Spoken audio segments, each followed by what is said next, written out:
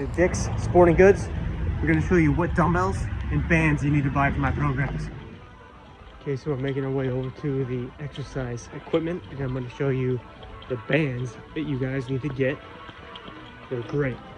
You can buy the handles and the bands separately depending on the weights that you're looking for. Okay, this is them right here. As you can see, they're all individuals. Probably don't need these. I would say get some 5s, 20s, 10s, whoops, 20s and 10s to start. I think this yellow one is a 5. Oh, 30. Okay, well, get bands that you can make multiples of 20. 10 pounds is a good starting band, but a 5 is really handy. I don't see any 5s at the moment. And then you're going to buy these handles right here, and then you've got yourself a band set that you can customize and multiply to be the weight that you need. Another alternative is you can grab something like this 15-pound tube already ready to go, except the thing about these is the handles are attached, and if you leave them out, if you don't use them enough, they can dry out and the handle can actually rip off the band. So only buy this type to start it if you're going to leave it inside. It's 16 bucks for this one band, or you could pay 20 bucks, get handles, and then just buy these as you need. See what I'm saying? Now these are really great if you have a rack in your garage. You can attach this to a bar or your rack where you do squats, and you can actually put your feet in it or loop it around your crotch, and you can also loop it around your knees and put your knees in it, and then you can do assisted pull-ups. Now you could spend $40 on one band, which is a little steep, or you can go on Amazon and you could buy an entire set for that price, which is actually what I would recommend you do, is just go on Amazon and get a set. They're called fitness resistance bands or heavy band. So you have to be specific. It's not the little loops with the handles, it's the giant rubber band. Another thing I suggest you get is a foam roller. I would spend 20 bucks and just get this one right here. You don't need to spend $40 to get a foam roller that has ridges. God forbid this one is $70. Like, they all do the same thing. Myofascia release. You can get just as good a foam roll from the cheap one as you can from the super expensive one. Here's another thing you should get. A yoga mat. $100, 50 bucks for some off-white, beige, earth tone.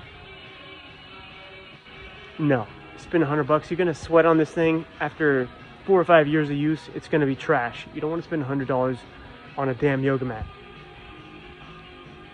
You come down here, you get a $20 yoga mat, okay?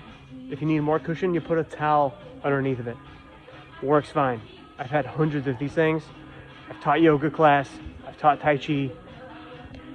You don't want to spend $100 on that. You're just going to sweat on it. It's going to get dirty. It's going to be smelly. After a while, it's going to tear. Trust me. If you're super serious about committing your space to fitness, get some of this rubber floor. This stuff's great. It looks good. It's going to make your fitness space look more professional. You're going to want to spend time in it because you've invested in it. Once again though, you can shop around. You can buy this stuff online. You can probably get it cheaper on Amazon. Greater quantity. Save some money. This stuff, if you play with weights on it, it's going to tear. They're going to rip. They're going to get dirty. If you put it in your garage, they're going to weather. Bugs might get under them. You're going to have to sweep all this stuff. So unless you're going to keep your gym and your rubber floors inside, don't spend $100 on this stuff per pack, okay? These ones are 40 bucks. You get 6 tiles. You could probably spend 40 bucks and get double that if you're shopping around on Amazon. But this stuff's great for doing deadlifts and squats and working out. So if you're legitimately interested in investing in your own home gym, buy this stuff right here. Dumbbells. When it comes to dumbbells, you're going to be able to choose either rubber coated or iron cast. Now it's really up to you which ones you prefer. If these are outside, they are going to rust because of the nature of their creation. This would probably be more appropriate for inside your house. We've got a good grip on the handle, which is good. This is going to help your hands build up calluses, and you'll be able to grip that much easier than you will this slick cast iron dumbbell. They run about the same price. It's really going to be up to you. Personally, I would never buy a round dumbbell. If you ever do a single dumbbell move, like a cleavage cutter, you're going to want a hex dumbbell because it's going to be easier for you to hold on to that thing.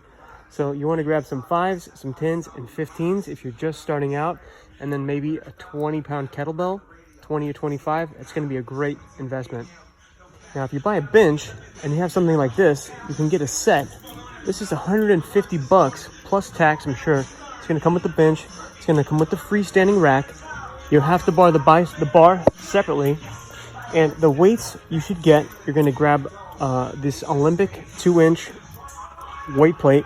You're not going to want these single 1-inch holes. Those are not going to be what would fit on your Olympic bar like this. So you're going to want to grab some 2-inch plates. And I would go with 2.5s, 5s, and 10s to start. Okay? Do not buy 45s, 35s, or 25s if you are brand new to this and you are just starting out. Get a set of 10s, get a set of 5s, and get a set of 2.5s, and start with that because the bar itself is 45 pounds. Buying just the bar, a pair of 10s, a pair of 5s, and a pair of 2.5s, it's going to be 45, 55, 65, 70, 80 pounds. That's great for a beginner. You can get a great workout with 80 pounds. Heck, you can get a great workout with just the empty bar. And just because we're over here, I'm just going to tell you about these lifting straps, wristbands. Unless you've been injured, you do not need wrist straps. You are not a power lifter.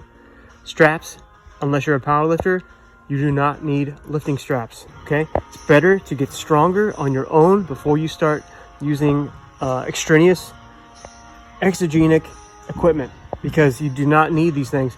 You only need gloves if you're scared that your hands are going to get calluses. Okay, maybe you're a woman and you don't want calloused hands. I understand. You probably don't need a belt either because you're not going to be powerlifting unless you absolutely need the back support and your back hurts or you are just simply afraid, then go ahead and buy a belt. But if you're not a bodybuilder or a powerlifter, I don't really recommend you invest in a belt right off the back. It's better to go with lighter weights and practice good form. This is going to trick you into thinking that you're stronger than you are, and you're going to hurt yourself. If you want to do cardio at home, absolutely. If you have injured yourself, you have some sort of contraindication, weak knees, neuropathy, you're obese, you're overweight, you can't get outside, you live in the city, get a bike, okay? Buy a bike. If you can't sit on a sit-down bike like this, get a recumbent bike like this, where you can sit back and you can work your legs. It's going to be easy on the joints. It's going to give you a cardiovascular workout. You're going to work yourself. You're going to work your hips, your butt, and your lungs all at the same time. You're going to burn calories. You're going to burn blood sugar. It's going to be good for you. I want you to get an exercise bike. If you have the money, I want you to buy a treadmill. If you don't walk outside or you can't, get a treadmill. It's going to change your life. Walk uphill 20-30 minutes a day, incline 3 or 4, speed 3 to 4 miles per hour. Super good workout. 10,000 steps a day, easy. I wouldn't say spend $3,000 on a treadmill. I mean, that's really fancy, but you really don't need a $4,000 treadmill. Like, you're gonna walk on this thing, okay? If you got the money, go for it. Get what you pay for. But if you're just starting out, $600, something like this. It's got all the basics, incline, speed. This is really all you need, because honestly, you should be walking outside anyway because you need the sunlight. But if you can't do that, get a treadmill, keep it in your house, okay? It's gonna help you out so much. Okay, well, that's it for starter home gym equipment that I would suggest you get. And if you're doing any of my programs, this is just some of the stuff that I want you to have. And I expect you to buy bands and dumbbells and a mat anyway, because I've suggested that so many times. And if you join one of my programs, I'm gonna tell you, go buy some dumbbells, get a kettlebell, get some bands, and get a yoga mat, because you need to take this seriously. If you're going to invest in this stuff, it's going to be an investment in your health. You're going to use it for the rest of your life. All right, guys, catch you later.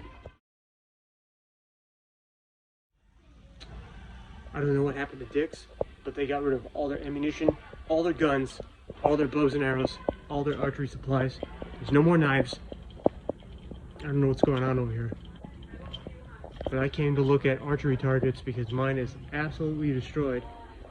And it was a cheapo depot styrofoam one. So I was gonna get a self-healing rubber target because I really want to start shooting again and making more archery videos for you guys. But they don't sell that stuff here anymore. It's been replaced with camping equipment, soccer balls, which is great, but some of us like to shoot things. I hate the stigma that archery is not a sport. It's way more entertaining than golf, I'll tell you that.